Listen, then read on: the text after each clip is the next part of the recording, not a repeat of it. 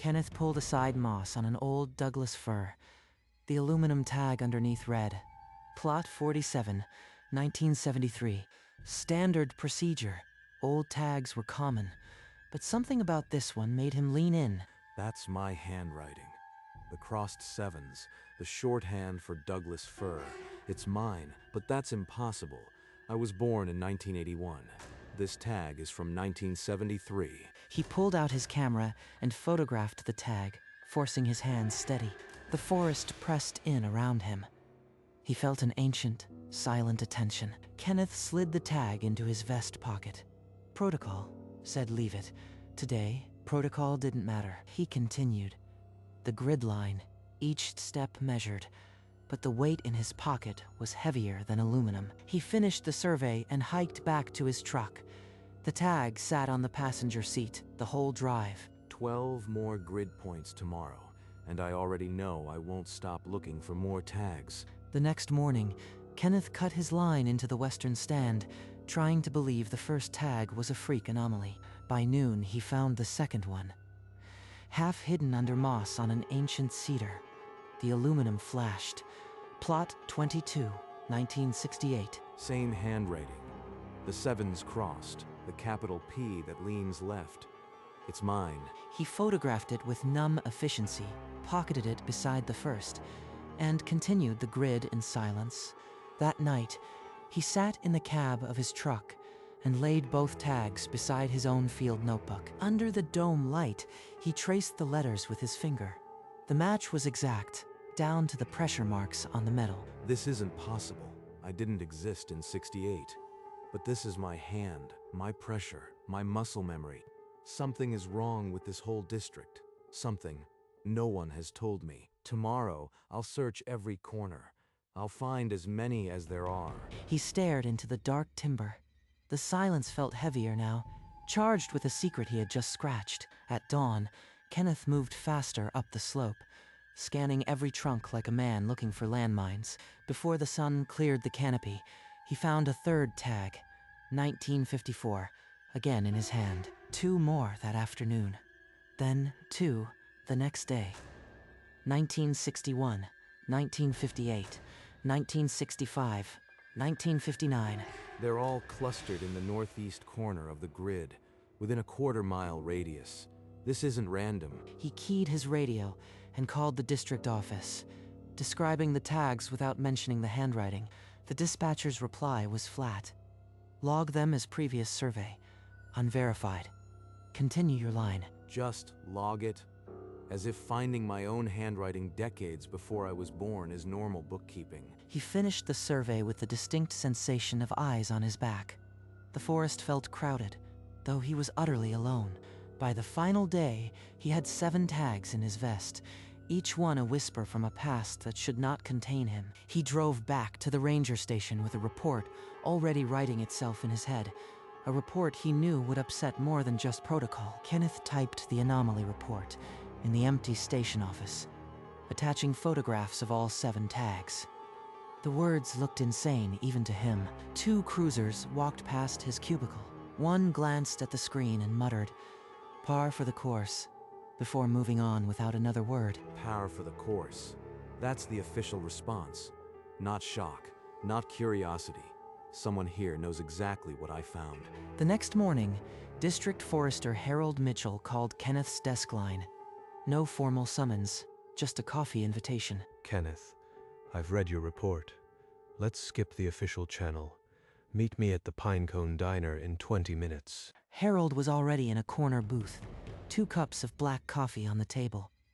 He looked older than Kenneth remembered, the weight of decades in his eyes. What you found isn't new. The first documented case was 1934. Cruiser named Ellison reported tags in his handwriting that predated his birth by 11 years. Since then, every cruiser in this district eventually finds their own tags. The directive is simple. Log them as previous survey, unverified, and continue work. No investigation, no publicity. Every cruiser. It's institutionalized. They've hidden this for almost a century. Harold slid a manila folder across the table. Inside were copies of reports dating back decades, all redacted, all describing the same impossible handwriting. Kenneth touched the pages and felt the ground tilt. Kenneth left the diner with the folder under his arm. The official silence was a deeper warning than any explanation. He spent the next week in the district archive, requesting boxes going back to the 1920s. The earliest file was stamped 1934. Cruiser Ellison's report read, "Found marker dated 1911. The writing is my own. I was born in 1922. Ellison was 10 years younger than the markers, just like me. The handwriting, the dates, identical. He found reports from every decade, each new cruiser discovering their own impossible handwriting. None investigated. Tom Brennan, it's Kenneth Royce. I need to ask about the tags from before I was born. The retired cruiser's voice was tired. He confirmed 30 years of his own tags, no end, and the advice, stop asking why. He said I'd get used to it. 30 years of silence, and the advice is just to bury it. Kenneth saw the chain now. Back to 1934, each cruiser passing silent terror to the next, all warned to keep quiet. I can't stop. I won't forget. I need to know everything, even if it breaks me. Over the next 12 months, Kenneth found his own handwriting on every survey, dates stretching back to the 1930s. He started a secret logbook, plotting every tag on a hand-drawn grid. The clusters formed in the densest old growth, where the trees had never known a saw. Every cluster sits in the oldest stands, groves that haven't been cut since Lewis and Clark. The tags predate the Forest Service itself. His standard survey work suffered. Plot measurements grew sloppy.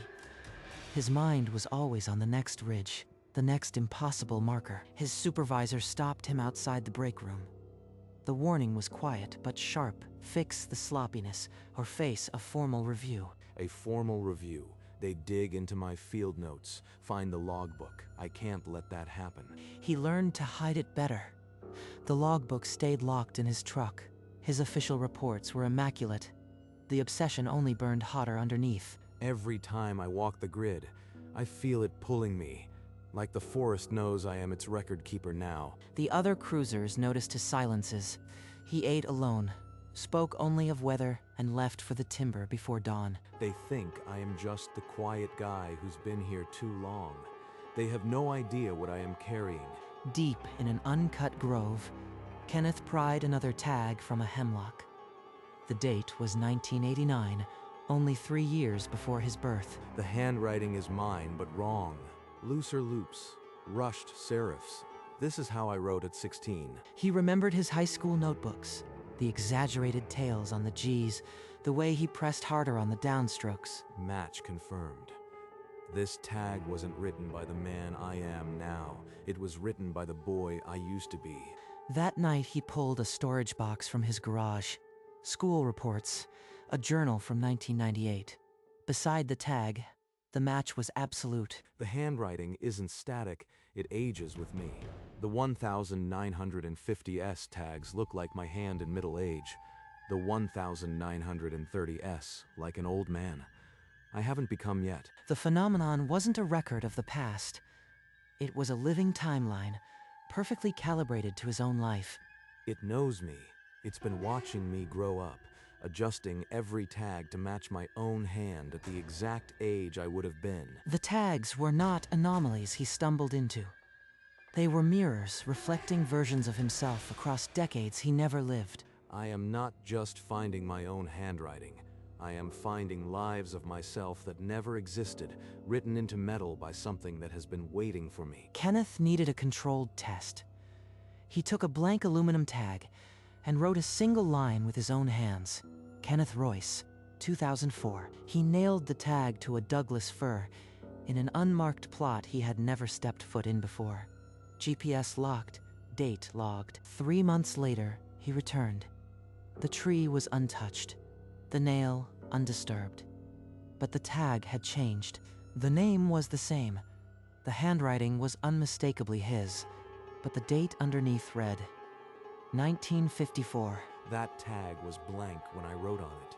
I engraved 2004 myself.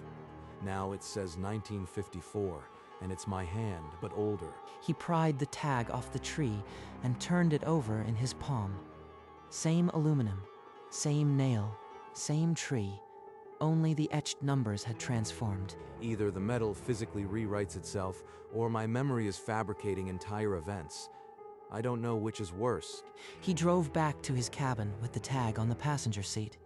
The same seat where the first one had ridden years before. That night, he added the tag to the growing box under his bed, a collection of his own history, written by someone who claimed to be him before he existed. I am not just recording a phenomenon, I am living inside it now. Whatever is out there, it's using my own hand against me. Kenneth requested a private meeting with Harold Mitchell and brought a lockbox to the district office. 3 months ago, I engraved a blank tag with my name and 2004. When I returned, it read 1954. Same hand, same metal, no tampering. Harold took the tag, ran his thumb over the etching. His face emptied into something hard and bureaucratic.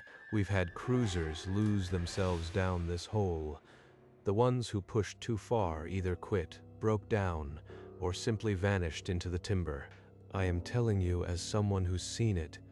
Log the tags and let them go. Don't become another file in that folder. Kenneth heard the warning, the threat buried in concern. He nodded, took the tag back, and closed the lockbox. They want me to forget. They've buried this for 80 years. Every cruiser scared silent. But I won't be another quiet statistic. He left the office with the lockbox heavier than before. The official line was a wall now. Everything else would be done in the dark. From now on, I go alone.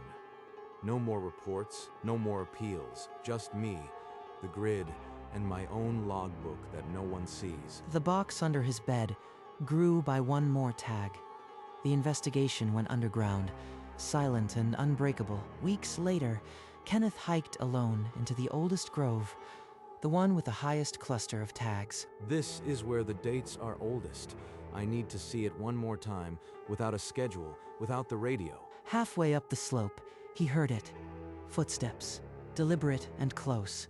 Someone else walking the grid. He slid behind a massive cedar, heart pounding. 10 yards away, a figure in a faded orange cruiser vest stepped into view. The figure pulled a hammer from his belt, pressed a fresh aluminum tag to a fur trunk, and drove the nail with 3 sharp swings. That's impossible. That's an older version of me. The same posture, the same way. He tilts his head when he works. The figure turned, his face partly visible. Salt and pepper beard, sunburned skin, identical features, but aged 20 more years. The figure walked into the timber and vanished. Only the tag remained, still faintly vibrating from the nail. Kenneth approached on unsteady legs. The tag was fresh, the aluminum unscratched. The handwriting was his own, dated today. I just watched myself place a tag that I will find again someday. This whole time, I've been the one leaving them. Kenneth returned to the grove before first light and strapped a trail camera to a hemlock, aimed at the fresh tag. If it's really me, I need proof. Something the service can't lock in a folder. 3 days later, he retrieved the SD card. The image was blurry but unmistakable. A man in a worn orange vest, mid-stride, face half-turned. That's my face. Older, with deeper lines. And it's wearing my vest from 20 years ago. He checked personnel records. No cruiser matched that image. The ID on the vest was his own employee number. I am not just leaving tags. I am leaving versions of myself across decades, like a snake shedding skins. He graphed the dates against his own timeline. Each tag appeared at a point where his future self might have walked. 50 years from now, 100. Time isn't a line here. It's a loom, and I am the shuttle going back and forth without ever knowing it. He couldn't prove it, but he knew now the loop had no origin. He was both the first and the last. I'll keep walking the grid, but maybe the real job isn't measuring trees. Maybe it's making sure the right tags are there for the next one. Kenneth requested the original 1930S survey logs from deep storage. The box arrived, smelling of dust and cedar. A field journal. The cover is hand-printed. Kenneth Royce, Mount Hood, District 1931. My name. The first entry read, "Found marker number 42, dated 1911. The handwriting is unmistakably mine. I was born in 1922. Later entries became erratic. I saw myself on the ridge. He placed a marker. He wore my vest. He is me. I am him." The journal stopped mid-sentence in 1937. A blue pencil note in the margin, written by a ranger. Cruiser Royce walked into the timber. Never returned. He shared my name, my handwriting, my fate, and then he walked into the trees and became another echo in the loop. Maybe that's the point, not to solve it, but to carry the record, so the next one doesn't have to start from scratch. He returned the original journal to the archive and bought a new leather-bound book of his own. The first page bore only his name and the year. I'll document every tag, every date, every impossible coincidence. When my replacement arrives, they won't walk blind. The grid still waited each morning, but now Kenneth walked as its secretary, not its victim. He had found the one job the phenomenon allowed, passing the torch. 20 years passed. Kenneth's beard went fully gray. His vest faded to the color of old blood. New cruisers cycled through the district every season. I've trained 17 rookies. Every one of them found their first impossible tag within 6 months. The forest doesn't waste time. He never warned them. He only listened. Weeks later, as they described the handwriting with shaking voices. Log it as previous survey and move on. That's the protocol. I gave them the same line Harold gave me, but I also made a copy of their tag for my files. The collection keeps growing. His hidden archive now held tags from 13 different cruisers, all in their own impossible scripts, all under the same unspoken rule. The others viewed him as the eccentric old-timer who preferred solitude. They had no idea he was curating a generational chain. I am waiting for the right one. Someone sharp enough to see the pattern, to question it, and stubborn enough not to break. His logbook now spanned 3 volumes. Dates, plots, handwritings, patterns, a complete record of the phenomenon, waiting for its next reader. Soon, retirement is coming, and the forest will need a new secretary. In his final season, a new cruiser arrived. Ana Delgado, young, sharp-eyed, asking questions no one else dared to voice. She's the one. The others just nodded and moved on. She pokes at the edges, needs to know why. Why does no one talk about the old tags? I found one from before I was born, and no one cares. He gave her the standard reply, but watched her a moment longer. The defiance in her eyes mirrored his own, decades ago. She's afraid, but she's not burying it. She'll need to know more. I'll make sure she finds it. A week before his last day, Kenneth hiked into a plot that would soon be hers. He carried a blank aluminum tag. He etched a single line, a message only she would understand. Then, he drove the nail into an ancient fir. Now, the forest just has to do its part.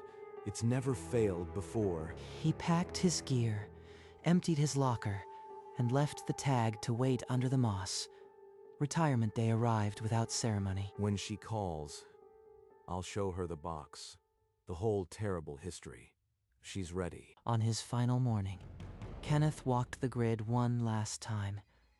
No clipboard, no cruiser vest, just an old man and the trees. 40 years in these woods. Every ridge, every gully. The only place that ever made sense. At the ranger station, Anna was waiting. She looked up from her GPS unit, sensing the weight of the moment. These are for you. Grid maps, plot coordinates, and a few notes I never filed. There's more out there than you think. The tags are just the beginning. She took the folder, her eyes searching his face for the meaning he wouldn't speak. She'll understand soon. The forest will make sure of it. He climbed into his truck, the same one that had carried him and his secret for decades. At the forest boundary, he stopped and looked back. The old growth swallowed the road behind him. It's her mystery now. I just hope she's strong enough for what comes next. Anna navigated her first solo grid with a compass and a photocopied map from Kenneth's folder. The forest felt older than any chart. That tag wasn't on my plot list, but it's fresh, like it was nailed yesterday. She leaned closer. The etched line wasn't a date or a plot code. It was a single sentence in handwriting she knew intimately. That's my handwriting. The closed loop on the G, the leftward slant, but I never wrote this. I never even saw this tree before. She photographed it with shaking hands, then fled down the slope to her truck. The canopy seemed to lean closer. Kenneth? It's Anna. I found a tag. The handwriting, it's mine. How is that possible? I was expecting your call. Keep the tag. Don't report it yet. Meet me at my cabin tonight. I'll explain everything. His voice held no surprise, only a deep, practiced resignation that made her skin cold. He knew. He knew this would happen.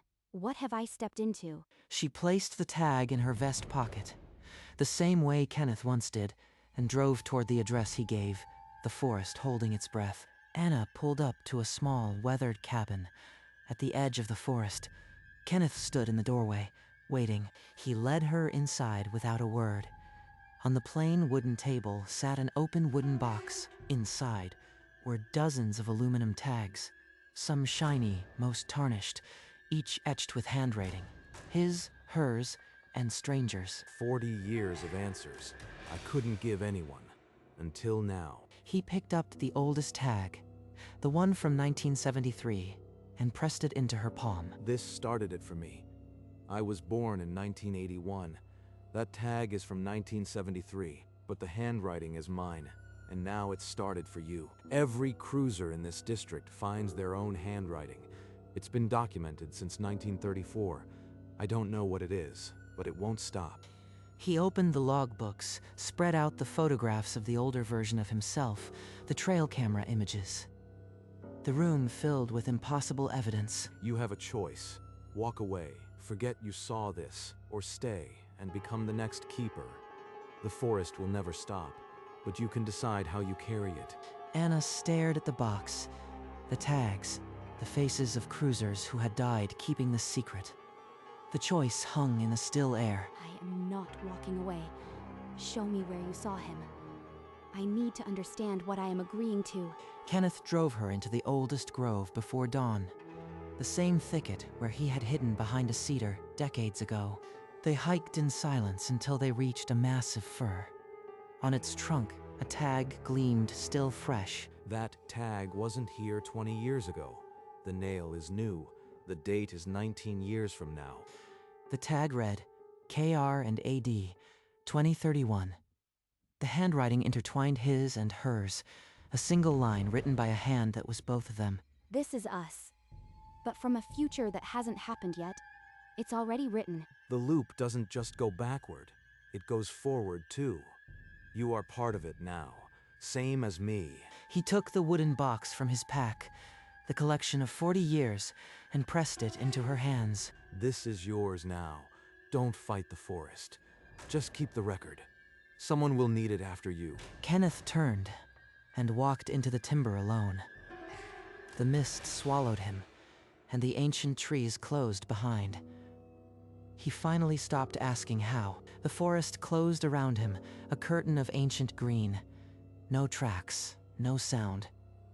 Only the silence of ages. Anna stood alone with the box pressed to her chest, the weight of 40 years in her arms. She walked back to her truck without looking behind. The 2031 tag was still warm in her pocket.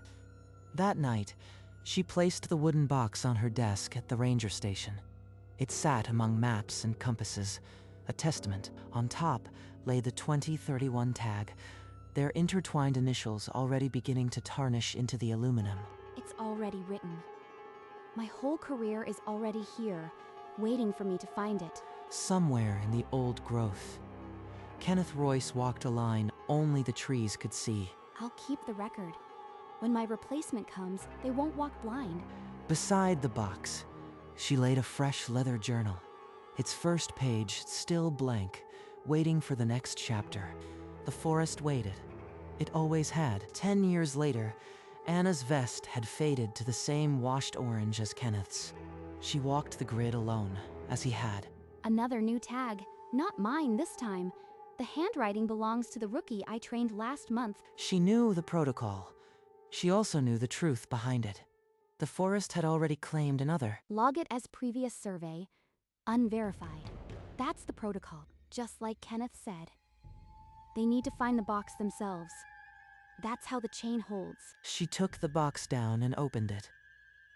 The tags lay in silent rows, each a signature of a life consumed by the woods. When the rookie came to her, shaken and holding their own impossible tag, she was ready. I know why you are here. This box has waited for you longer than you've been alive. The choice is yours. She watched them open the lid, saw the recognition dawn. Another name added to an unbroken chain stretching back to 1934. The forest didn't care about answers. It only required a witness. And the witness always passed it on. Decades later, a young cruiser knelt beside a cedar and pulled aside the moss. The tag underneath was old. The date was worn almost smooth. 1941, maybe 1938. The handwriting was not hers. It was not anyone living. She knew the protocol from a half-remembered file. Log it as previous survey, unverified, continue the line. She pocketed the tag, adding it to a small collection already in her cabin. Another name on the list that never ended. Somewhere in a quiet ranger station, a wooden box held 100 tags from 100 cruisers, each one a confession written in metal. The forest held its silence. It had been holding it since before the first axe, before the first survey line. And somewhere out on the grid, a new cruiser would soon find their first impossible handwriting, and the chain would add another link, a tarnished tag on a fur trunk. A date that should not exist, a handwriting the finder knows by heart. The question was never asked. The answer was never given. Only the record remained, passed from hand to hand, year after year, and the trees remembered everything. The tags outlasted the people. In the damp shadow of the canopy, aluminum surrendered slowly to moss and time. Every few years, a new hand pulled aside the moss and found the same impossible message. A date that could not be, a name that should not fit. The wooden box traveled from desk to desk, a quiet heirloom no one spoke of in official reports. Each keeper added their own impossible tag to the collection, then trained the next witness before walking into the timber one last time. No explanation ever came. No official inquiry survived the weight of silence. The forest asked nothing. It only watched, patient as the centuries, while the chain of witnesses stretched further into the unknown. One day, perhaps, the last cruiser would walk the line and find no tag at all, only moss and bark and silence. But that day was not yet written. Today, another hand reached out, another tag was found, and the loop continued. The handwriting on the tag was impossible. The date was impossible. The finder already knew her own hand by heart. The forest held its breath, and the trees remembered everything.